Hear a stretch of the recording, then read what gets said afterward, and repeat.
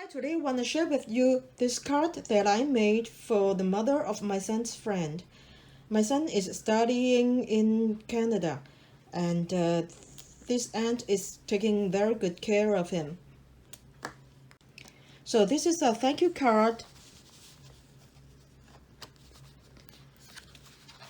with a diamond inside and some other gems, but of course they are not real diamond and gems.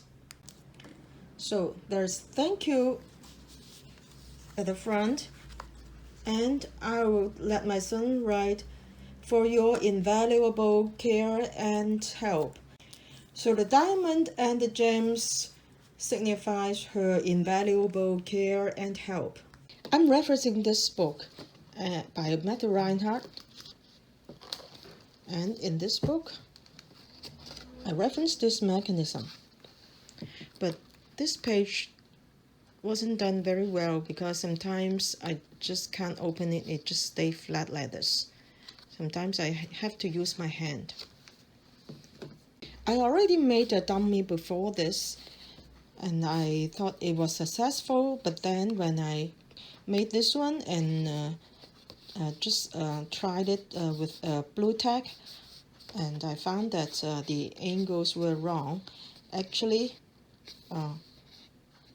this was the original crease, and this one I made a right angle fold, but now I found that I can't use right angle fold because you can see here it's more than 90 degrees.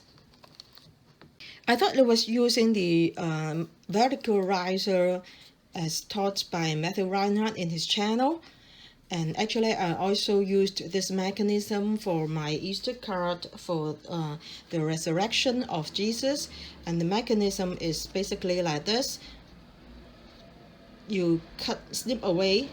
Well, of course, you have to add a tab, but if you don't count in the tab, you for a long strip, you cut away one angle, and then measure a right angle, make a crease, and after adding the tab it will be like this, and you glue it on like this. But for this one, it's not a right angle, it's not a vertical riser. And when I made the vertical riser, that is, I measured right angle here. You can see that when I fold this part, this flap or the glue tab here will be very close together and they clash with each other. So then because I already made a V-fold here, so I use this point, just put it on the goulie, lie the whole piece flat, and then fold it shut, and this crease formed naturally, and then I adjust this so that these two flaps won't clash with each other, and like this. So I will make another one and see if it really works, because I have to dismantle this dummy, so I have to let you know before I dismantle it. One more thing, for this piece I glued it on here just right next to the crease that I made, but since I made another crease here, another fold here, so there is a distance, and I find that it's better to have a distance, because for this piece you can see here that it is the horizontal crease is not the same height as the other pieces. That's because when it's flat, the glue tab is glued here right next to the goulie, and then this crease will form naturally. But I moved this glue tab inward, and then it is almost the same height as the other creases in the other pieces, like this. and I think it's better. Since this one is not successful, I may as well try another one. I'll just cut 2 more diagonal pieces like these two so that it looks more symmetrical, and let's see how it goes. Okay, I tried to figure out if I can add 2 more flaps here, but it doesn't work because when I marked the position of this flap here and then turn it over and try to match here and find that this part crosses over the gully.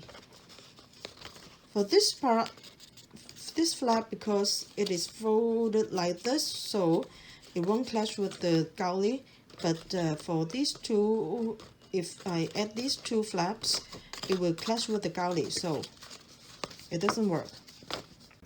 Let me also share with you how I drew the diamond.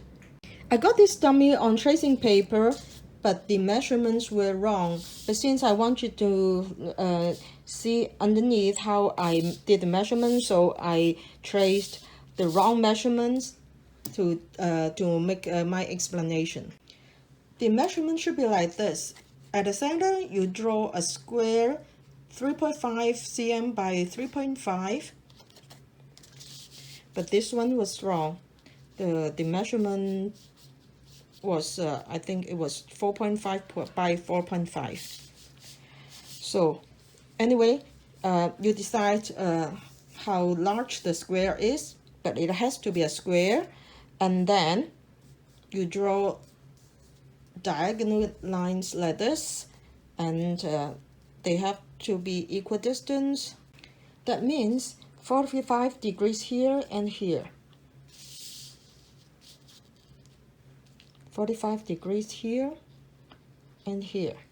It is also up to you to decide how wide these 2 panels or these 2 flaps are. And you also draw squares 3.5 cm, 3.5 cm outward. So 3.5 cm, 3.5 cm. And from this diagonal line, you also measure 3.5, 3.5. So everything has to be 3.5. Also here, here, here, here. And the total length here is 7 cm. That is 3.5 plus 3.5. But you don't make the crease at 3.5 cm here. The fold will form naturally after you put it on, glue it on the base page. So the facets will be drawn like this. And for the wedges that I cut away, actually I just made the preliminary cuts, and after I glued it on the base page, when I find that, for example, these 2 clash with each other, then I'll snip away some more from here or here. But of course you have to add tabs at the bottom of each flaps. So when you fold the whole piece flat on the base page, not including the tabs, the bottom edges will just meet at the same square, the center square, like this.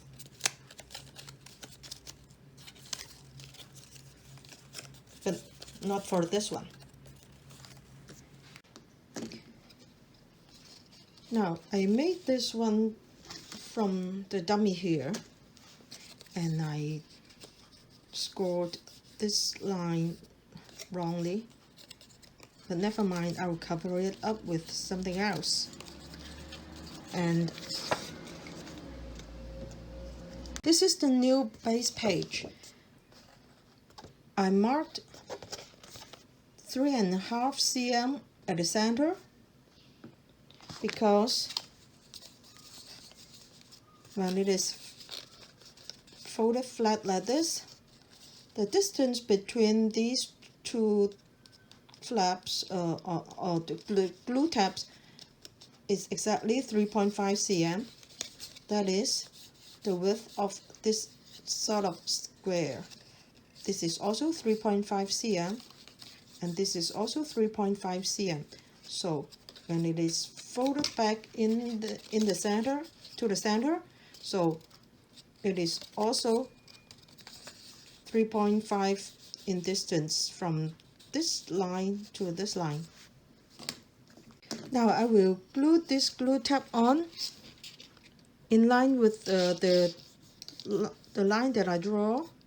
This line is perpendicular to the goulie, and so is that one.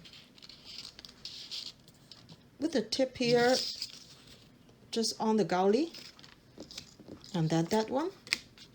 Now I put glue on these two glue tabs and fold the whole page shut and glue it like this. It seems to work fine. Now I have to think about whether I should glue something on the surface first or glue this whole piece on this mechanism first. Okay, I've decided to glue on the surface first. So I glued on this radiant light film from Japan. It is a sticker sheet.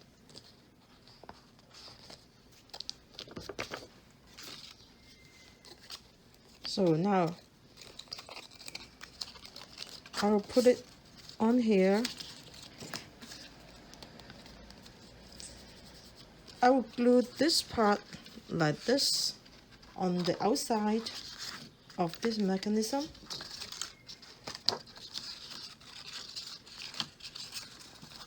So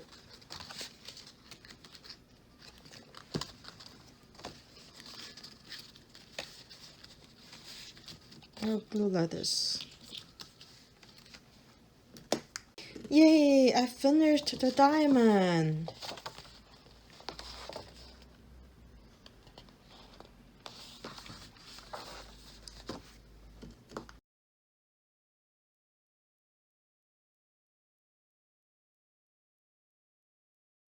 For the front page, I used the largest die from this die set. And for this oval shaped one, I used this die set and I used the second largest one.